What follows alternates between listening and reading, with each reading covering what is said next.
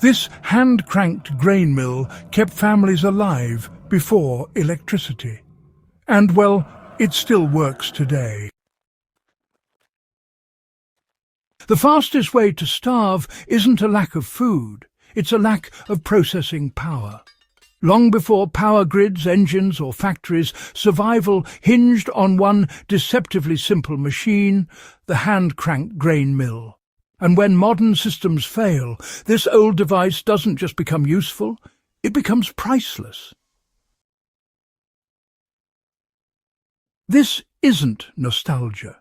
This is logistics.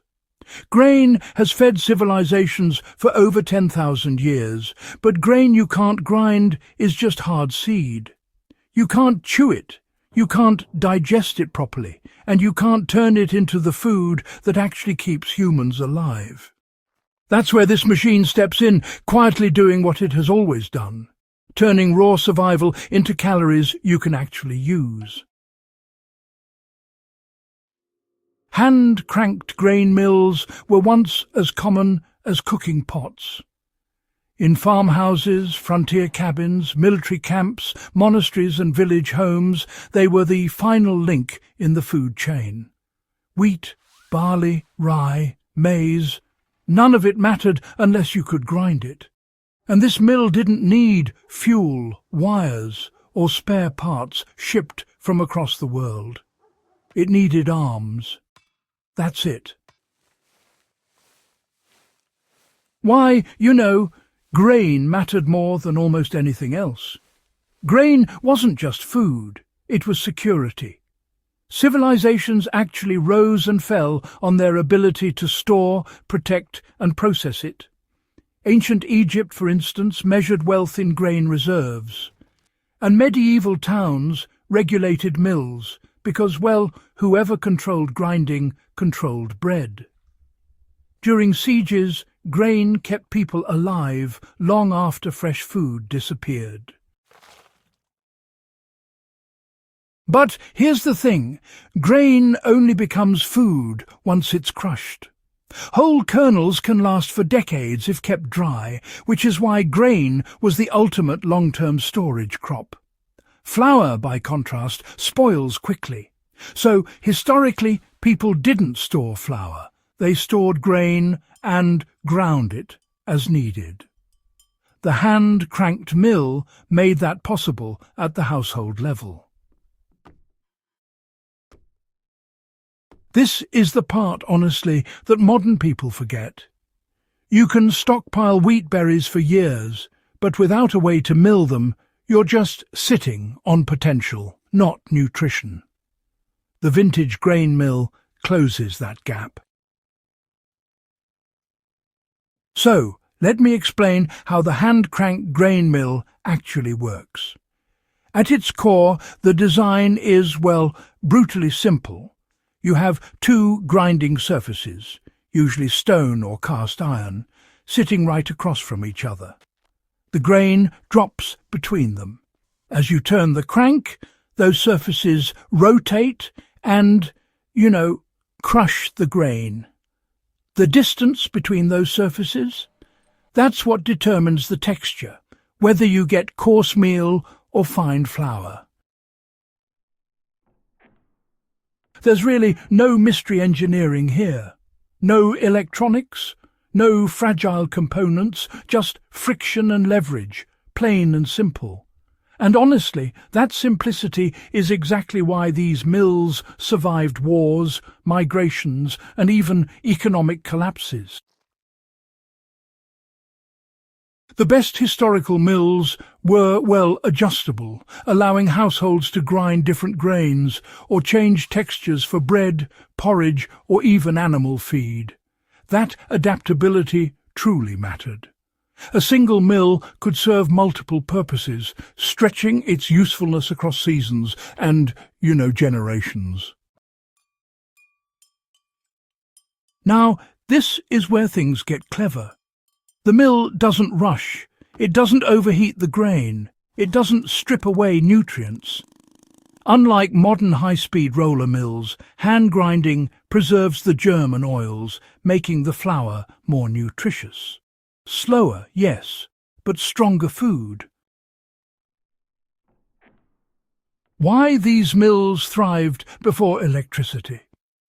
Before modern infrastructure, reliability wasn't optional. If a tool failed, there was no replacement coming tomorrow. Hand-cranked mills were built thick, heavy, and over-engineered by today's standards. Cast iron bodies, thick gears, handles designed to be repaired, not replaced. Families passed them down. Soldiers carried portable versions. Settlers packed them alongside rifles and seeds. These mills weren't accessories. They were survival equipment. And, unlike those large communal mills, a household mill really meant independence. You didn't have to wait your turn. You didn't have to travel miles. You didn't have to rely on anyone else. That kind of self-sufficiency really mattered in harsh winters, during conflict, or when illness kept people close to home. In other words, this was decentralized food security, long before anyone even used that phrase. The physical cost, and why it was worth it. Grinding grain by hand isn't exactly effortless. It takes time, it takes energy, but that effort is predictable and controllable. One person can grind enough flour for daily bread in under an hour with a well-made mill. 2 people can do it even faster. And children often helped, learning the rhythm early on. That physical labour wasn't wasted energy. It actually generated heat in cold kitchens, kept people active and built routine. And importantly, it ensured that food production stayed close to consumption, which helped reduce waste. Here's the interesting part. In survival situations, steady, low-intensity work like hand grinding is actually an advantage. It doesn't exhaust you, and it doesn't really require bursts of strength. It just fits into daily life. That's why it endured. So, what happens when modern systems fail? Modern food systems are efficient, but honestly, they're pretty fragile. Electricity stops and mills stop. Fuel shortages hit and transport breaks down. Flour disappears from shelves fast because it's processed just in time. Grain, however, can still exist, stored on farms, in silos, in rural communities, but without mills, it becomes unusable. This is where the hand-cranked mill quietly becomes one of the most important tools in the room. It turns stored grain into immediate food without asking permission from the grid. No updates, no supply chains, just motion. And unlike many modern survival gadgets, this isn't hypothetical. It worked for centuries. Through famines, through wars, through migrations, there's a proven track record written in bread ovens and history books. Practical survival value today. A vintage hand-cranked grain mill doesn't care about brand names or technology trends. It cares about grain and gravity. If you have access to wheat, corn, rice, or even dried beans, it can help convert those into edible forms. In a prolonged disruption, this means, calories on demand. Bread, flatbreads, porridge, thick soups, animal feed. You're not limited to packaged food with expiration dates. You're working with raw ingredients that last. Maintenance is minimal. Just keep it dry. Keep it clean.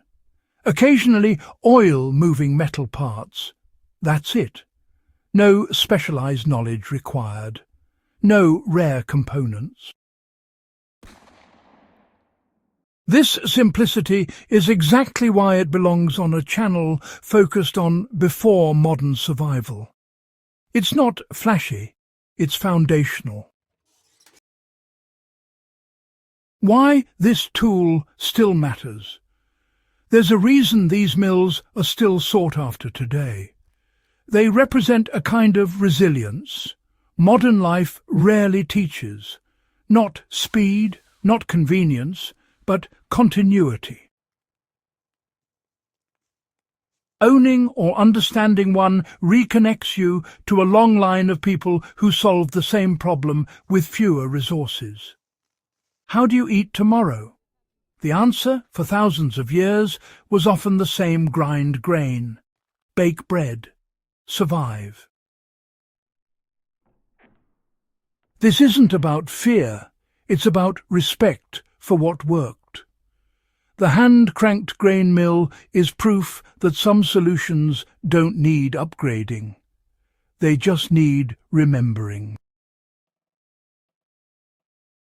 And that's the real lesson. Technology doesn't always move forward in a straight line. Sometimes the smartest move is looking back and reclaiming the tools that never failed. If this kind of forgotten ingenuity fascinates you, you're in the right place. Subscribe to Before Modern Times, like the video, and share it with someone who appreciates real history with real-world value. Because the past isn't dead, it's quietly waiting to be useful again.